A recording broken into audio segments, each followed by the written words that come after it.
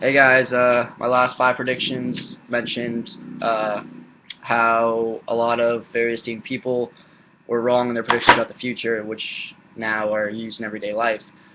These next five predictions that I found by myself online talk more about predictions that were correct. One of the ones I found most interesting was when Robert Boyle said that the cure of diseases at a distance, or at least by transplantation. Here he's talking about how he thinks organ transplants could be a way in the future to help cure disease or medical ailments. And I thought it was really interesting because this was in the 1960s when medicine wasn't really evolved as it is today and modern medicine wasn't around. So this is one of the very interesting predictions because he predicted something that no one would have thought of before that happened maybe 300 years in the future. It ended up being implemented. Another one of my favorite predictions is from Nikola Tesla when he said that people will soon be able to transmit wireless messages all over the world so simply that an individual can own and operate his own apparatus. And here he's talking about the personal cell phone, and radio wave technology wasn't even developed at this point in 1909 to the extent that you could communicate in a quick manner.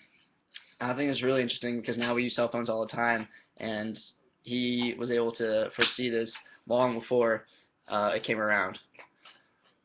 Another one of my predictions that I enjoyed was that Robert Ebert predicted the creation of Netflix. He said you could have live streaming at the push of a button. This was in 1987, before the internet was developed to what it is today. He saw a consumer need, more or less, and predicted something to fulfill that need. And now Netflix and Comcast On Demand, things like that, are used every day and all over the world. Um, Another one of my predictions was that Jules Verne predicted the Apollo moon landing.